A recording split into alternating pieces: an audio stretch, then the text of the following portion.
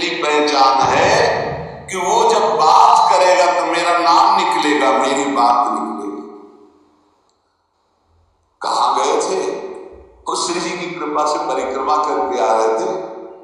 श्री जी ने ऐसी प्रेरणा की परिक्रमा किया। और कैसे बड़ी कृपा है लाडली की, नहीं और सब कैसे, पर श्री जी की बहुत कृपा है, बड़ी करुणामयी है। अपने जैसे अधमों को श्रेय का शुरू पिंड छुड़ाना उसको मुश्किल पड़ जाएगा। ऐसे प्रेमी हैं, खड़े खड़े वो उड़ जाएगा, कब भागो वो चर्चे वृंदावन प्रिया जो लाडली लाल। ऐसे प्रियालाल के प्रेमी जन होते हैं कि उनको बस भगवत चर्चा ही कर, अगर जबान खुली तो भगवत चर्चा। धूप है कि क्या है, देखा है मधुकरी मांगने जा रहे संत जन मिल गए, खड़े धूप में नंगे पैर, चर्चा घंटों चर्चा हुई। बोधयंता परस्परम कथयंति च माम नित्यम तुष्यंति च रमन्ति च। ये कठिन बात है, चर्चा करते तो बहुत मिलते हैं, पर तुष्यंति च रमन्ति च, उसी में संतुष्ट हो, आनंदित, उसी में रमण कर रहा, उसे कोई चाल। भगवत चर्चा हुई, मन पेट भर गया। कितनी अहोभाग्य, 1 घंटा से भगवान की चर्चा हो रही, प्रियालाल की चर्चा। आगे कह रहे हरि को भजन, साधु की पहचान, हर समय भजन कर रहा है। कोई माला से जप रहा है, कोई बिना माला से जप रहा है।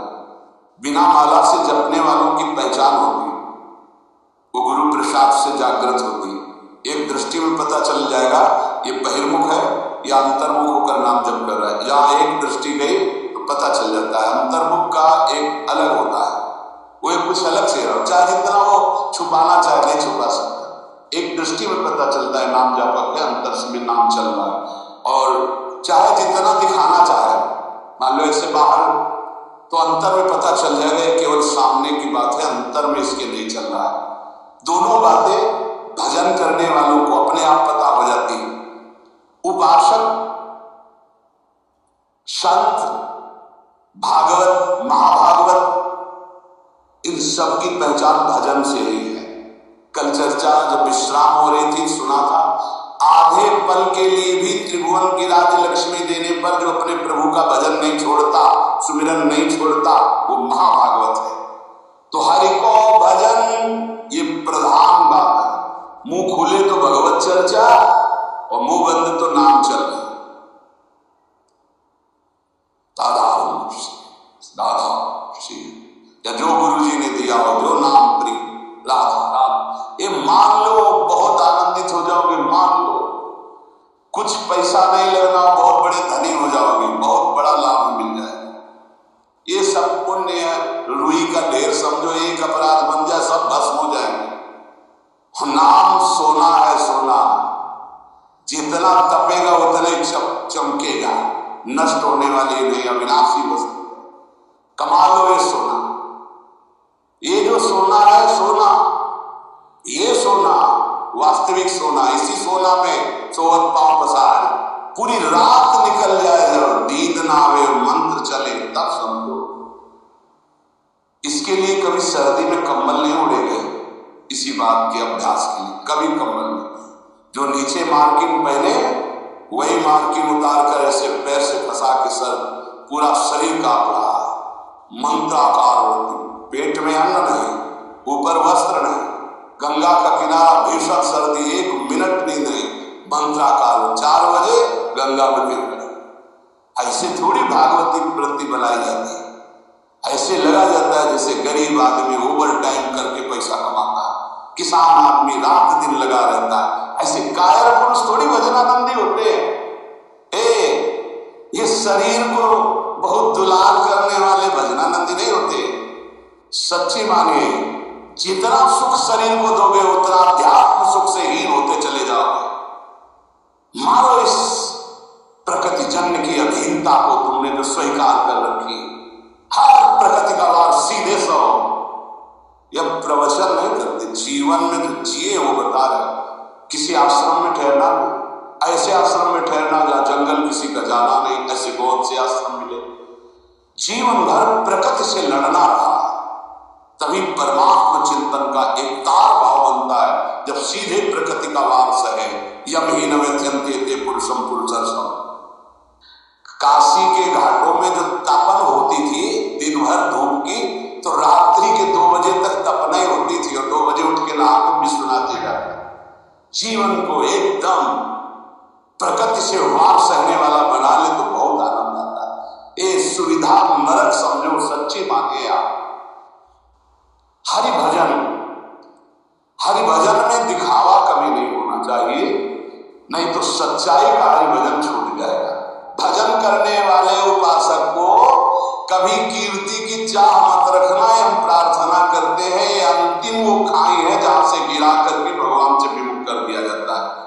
दिन है तो रात आएगी, रात है तो दिन आएगा, ऐसे देखना। हम तुमसे कहते हैं ये सब केवल बाहरी है। आंतरिक श्रद्धा अटूट होती है, बाहरी श्रद्धा में कोई दम नहीं होती। हम इन श्रद्धाओं की दम नहीं होती। इनको तो हर गली में खड़े होना, जहां बाबा वहीं खड़े हो गए। श्रद्धा होती है अटूट कि चाहे जैसी परिस्थिति हो, चाहे जैसी घटना हो, मैं आपका हूं तो सिर्फ आपका हूं। वो होंगे अंगुलियों में गिनने वाले, वो अंगुलियों में गिनने वाले। इसलिए साधु की सेवा पहचान, स्वयं साधु होते हुए साधु की सेवा और निरंतर हरिभजन और सर्वभूत पर दया, समस्त जीवों पर दया का भाव। दया बिना साधु कसाई, और ये भी दया करी तो आफत आई। कैसे तुम्हें पता? मतलब बहुत विचित्र घटना। आध्यात्मिक आनंद की प्राप्ति के लिए बिल्कुल व्यवहार शून्य जीवन जो जिया गया, उसमें बिल्कुल विपरीत जीवन प्रभु ने किया है। हजारों लाखों की जो भीड़ जनसंख्या है भगवान, ये भीड़ भजन अगर निरंतर आपका अभ्यास है तो चल जाएगा, नहीं तो आम हो जाएगा कि मैं बहुत बड़ा हो गया और जहां हुआ मैं बहुत बड़ा हुआ, वहीं से भक्ति का नाम हो जाएगा। ये सम्मान कल्याण घोर विरलम नीचा पमानम सुधा श्री राधा मुरलीधरो बच सके वृंदावन माध्य। ये भाई कभी भूलकर भगवान से यश मत मांग लेना कि हमारा भी नाम हो जाए। बहुत खतरा है इस नाम में, बहुत खतरा है। आपसे सबसे प्रार्थना करते हैं यश की चाह मत रखना। उर्कछ प्रथम वासना रही सो प्रभु पद सरित प्रीति सो बही। बहा दो वासना को। अगर कोई वासना रहेगी तो बहुतायत में मिलेगी, क्योंकि मेरा मालिक सबसे पहले अंदर की वासना की पूर्ति करता है। विभीषण जी के पहले पहुंचने पर सबसे पहले लंकाधिपति का अभिषेक किया। इसलिए साधक अंदर की वासनाओं को देख लो, अगर कोई भी वासना तो हटा दो। नहीं, मेरे स्वामी का स्वभाव है पहले तुम्हें वासना की चीज फेंकेंगे ले, और जब घृणा हो जाएगी तब आगे बढ़ा। मान आखिरी खाई है जिसपे साधु गिर जाता है। इसीलिए सबसे पहले सिद्धावस्था की सीढ़ी पे निर्माण लिखा है। निर्माण अमोहा जित संग दूषा। अपने में कोई गुणा अभिमान आकर के श्रेष्ठता का भाव हो जाना, मानो परमार्थ में पोछा लग जाना। भाई कभी आप ये भाव मत आम में लाना कि मेरा नाम हो जाए। भगवान को जो करवाना तो करवाने ही, वो तो सर्व समर्थ है, वो तो नौकर है, वो वैसे ही करना पड़ेगा। पर चाह कभी मत करना। अगर चाह किया तो ये आखिरी खाई है, इसमें साधु को गिरा दिया जाता है। ये माया की बड़ी विचित्र मनोहर चाल है, बड़ा मीठा जहर है, जिसे हाथ में लेकर स्वयं खा लिया जाता है। ये मान प्रतिष्ठा यश कीर्ति ये जगत मंगल कराने वाले भगवान की हो, उन्हीं का यश गाए। अपनी कभी न मानकर इसका जो भोग करेगा वो नष्ट हो जाएगा। मेरी यश कीर्ति इससे नष्ट हो जाएगा। सर्वभूत पर दया, दया तो करनी है, पर दया हो जिसमें भगवत विस्मरण न होने पावे। दया को उल्टा याद, अगर हरि की याद भूल गई तो वो दया फंसा देगी पक्का। और जिस दया में हरि सामने है कि मेरे भगवान है, वो कभी नहीं फंसा पाएगा। संत के लक्षण, जब वाणी खुले तो भगवत चर्चा, जब वाणी बंद तो भगवान नाम जप, और स्वयं साधु होते हुए साधु की सेवा एक प्रधान लक्षण है। हरि को भजन, साधु की सेवा, सर्वभूत पर दया, हिंसा लोभ दंभ छल त्यागे, विष सम देखे माया। कभी किसी की हिंसा न, ये साधुता का लक्षण है। कभी जीव को, किसी जीव को कष्ट देना नहीं। मन से, वचन से अगर आप थोड़ा भी किसी के प्रति रूखा भाव कर लें तो आप अंदर देखना आपके भजन में फर्क पड़ जाएगा। ये अंदर के अनुभव की बातें करते। अगर उसको तुमने डांटा है, सही माने में डांटा है और भगवत भाव करके डांटा है, तब तो आपका भजन चलेगा। और अगर भगवत भाव नहीं किया है और बिना किसी अपराध के आप डांट रहे तो आपका भजन बंद हो जाएगा पक्का। थोड़ा अपराध है, बहुत डांट दिया तो आपका भजन बंद हो जाए। ये भागवती क्षेत्र है। किसी को न वचन से, न शरीर से, न मन से पीड़ा न पहुंचा, किसी को भी। देखो, गुरु शिष्य एक व्यवहार का संबंध है, परमार्थ नहीं। आप ये मत समझना कि गुरु शिष्य परमार्थ का है। परमार्थ तो एक ही तत्व है, न गुरु है न शिष्य है। अगर शिष्य शिष्य, वो गुरु ही है। गुरु गुरु, वही भी शिष्य है, वही गुरु है, वही शिष्य है। दो नहीं, द्वैत परमार्थ नहीं। परमार्थ एक वस्तु है। परमार्थ में गुरु शिष्य नहीं, ये व्यवहार है। प्रणाम, नमस्कार, वंदन, ये सब व्यवहार के अंदर। परमार्थ में एक वासुदेव यहाँ विराजमान, वही यहाँ विराजमान। उसी वासुदेव को देखकर वो स्वांग शिष्य का कर रहा है तो आप स्वांग गुरु का कीजिए। बस स्वांग है, सत्य वस्तु एक ही है जो सर्वत्र विराजमान है। इसलिए किसी को भी वचन से, शरीर से या मन से पीड़ा न पहुंचावे। लोभ, किसी भी तरह अर्थ का लोभ ना देना। दम्भ, कोई दिखावा, मान प्रतिष्ठा के लिए नाटकबाजी नहीं होना चाहिए। छल त्यागे। छल अंदर कुछ है, बाहर कुछ है, ऐसा ना करें। साधुता का मार्ग निर्मल है। संत सरल चित जगत हित जान स्वभाव सने। संतों का स्वभाव होता है जगत मंगल करना, सरल चित्त, छल कपट रहित रहना। और विषसम देखे माया। माया किसे कहते हैं? मैं मोड़ तय तोड़, जहां तक इंद्रियां जा रहे, जहां तक भोग विलासता के लिए मन जा रहा, सो सब माया जानो भाई। अपने माया में ही जी रहे हैं, माया में ही रह रहे हैं, माया के ही शरीर में है।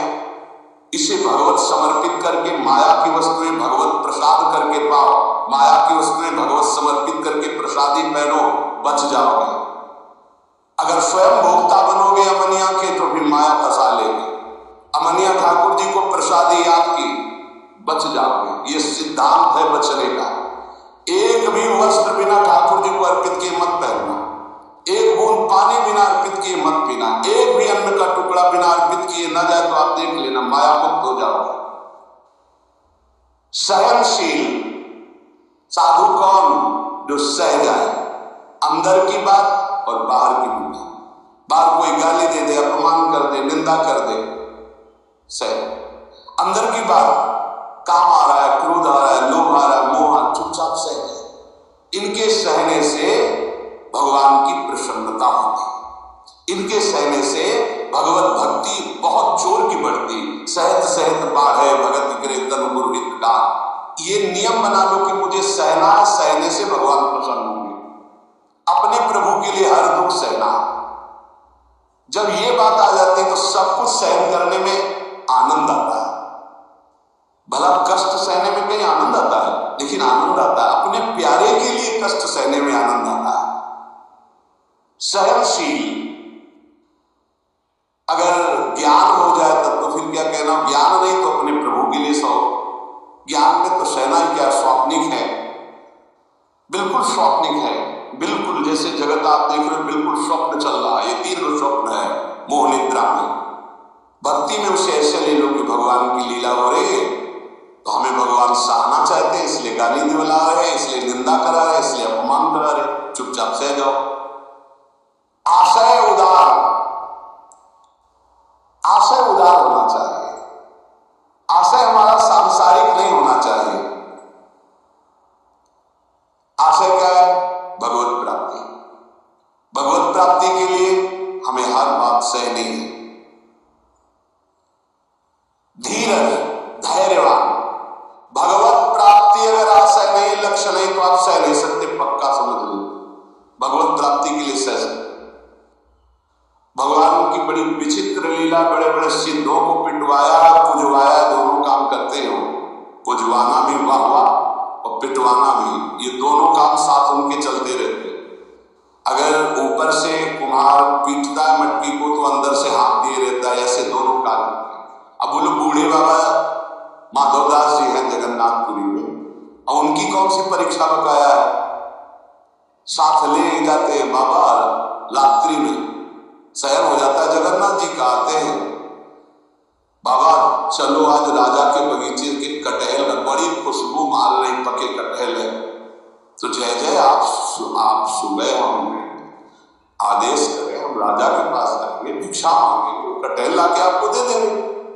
जब राजा सुनेंगे कि आपको कटहल पसंद है तो बगीचा आपके नाम करवा। तो बाबा जो चोरी में आनंद मिलता है वो साहूकारी से मांग के थोड़ी ठीक है। बोले वैसे चोरी क्या हो तो आप ही का बगीचा है, आपका ही। बोले उपदेश मत करो, हमारे साथ चलो।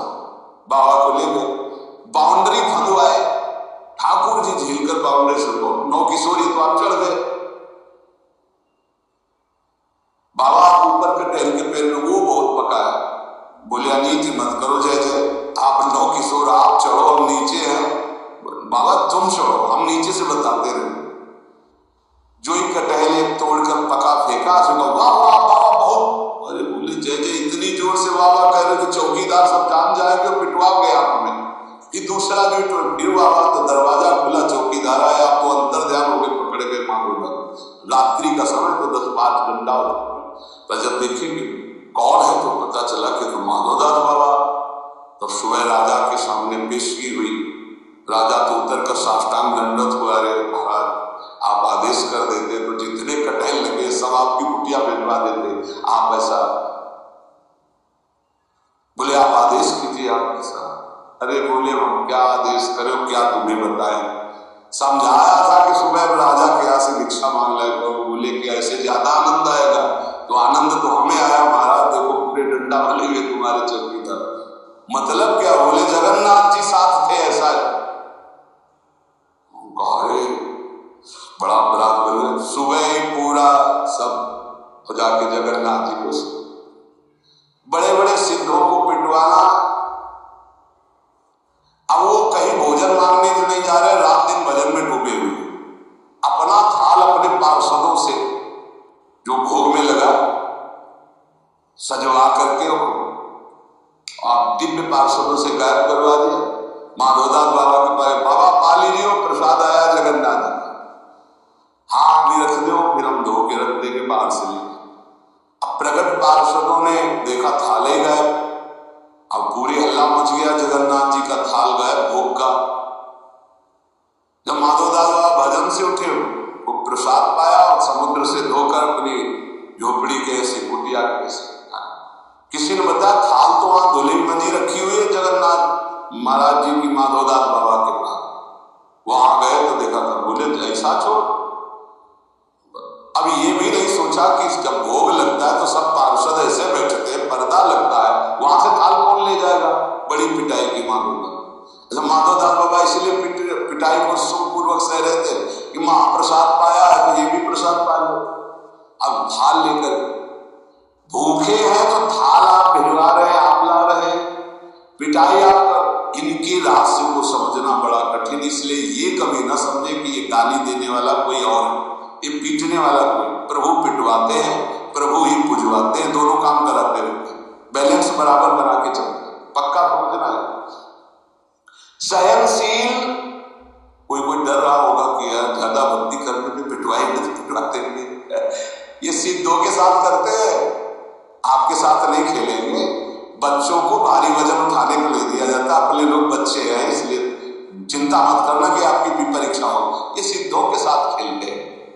सहनशील, आशय उदार, अति धीरज सहित विवेकी, अत्यंत धैर्यवान और विवेकवान, सद असत का ज्ञान रखने वाले को विवेकी कहते हैं। सत्य वचन, साधु के वचन सत्य होते, इसलिए कभी असत्य न बोले। सत्य वचन सबको सुखदायक, जब बोले तो विचार करके बोले, और ऐसे वचन बोले जिनमें दूसरों को सुख मिले। ये बचने का दरिद्रता, वचन में दरिद्रता क्या, कोई पैसा लगता है। बड़े मीठे वचन बोलो बना के, दूसरों को सुख पहुंचाने वाले हितकर सत्य वचन बोलो। और कहीं अनन्य व्रते की, अपने इष्ट का होगा संत की पहचान। बोले इंद्रिय जी 5 ज्ञानेंद्रियां 5 कर्मेंद्रियां उसके बस में होंगी, पर अभिमान न जाके इंद्रिय विजयी होने का अभिमान नहीं होगा। तो बोले करे जगत को पावन, ऐसा महात्मा सारे संसार को पावन करने वाला होता है। भगवत रसिक तासु की संगति तीनों ताप नसावन, ऐसे संतों की संगति तीनों ताप दैहिक दैविक भौतिक सब तापों का नाश करने वाला होता है। तो श्रीपाद कहते हैं कि वृंदावन में यदि ऐसे रसिकों का संग मिल गया तो आप ये जान पाओगे कि वृंदावन में जो कुकर शुकर जीव जंतु है सब भजनानंदी परमहंस है, महापुरुष है। वृंदावन मनो वृंदावन में हम अपनी देहम स्वसुकरा देना। इसलिए मैं भी इच्छा करता हूं कि मेरा शरीर अगर छूटे और प्रियालाल ना मिले तो मैं सुअर कुत्ता वृंदावन का बनूं, बाहर ना। और ये यहाँ का सिद्धांत है, यहाँ जिसका शरीर छूटता है उसे बाहर नहीं भेजा जाता। कीड़ा मकोड़ा पशु पंछी जो भी बनेगा वो यहीं का बनेगा। मेरा जन्म वृंदावन में ही हो, किंतु अन्य जगह देव शिरोमणि दुर्लभ शरीर मुझे ना मिले। मुझे वृंदावन में सूकर कुकर आदमी बन, क्योंकि यहाँ कभी रसिकों की जूठन मिलेगी, प्रियालाल के गुण गाने वाले रसिकों के दर्शन होंगे, प्रियालाल का यश सुनने को मिलेगा। और जब इसी रज में शरीर छूटेगा तो प्रियालाल की प्राप्ति हो जाएगी। संत वचन महापुरुषों ने जगत मंगल के लिए उपदेश किए हैं। ये जो पीछे आपने सुना होगा यम नियम धारण करना चाहिए, अगर यम नियम धारण करता है तो उसमें बड़ी दिव्यता आती है।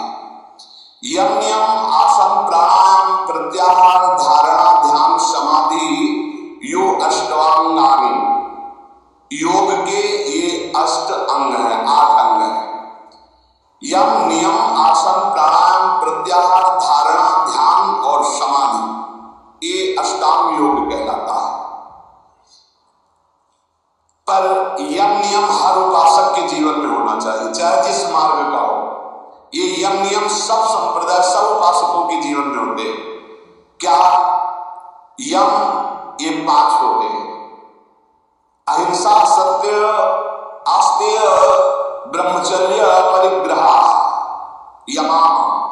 ये यम किसी की हिंसा न करना, सत्य आचरण सत्य भाषण सत्य विचार, किसी की चोरी न करना, सदैव ब्रह्मचर्य का पालन या गृहस्थ में उचित ब्रह्मचर्य का पालन, और अपरिग्रह किसी से भी दान न लेना, ये यम है।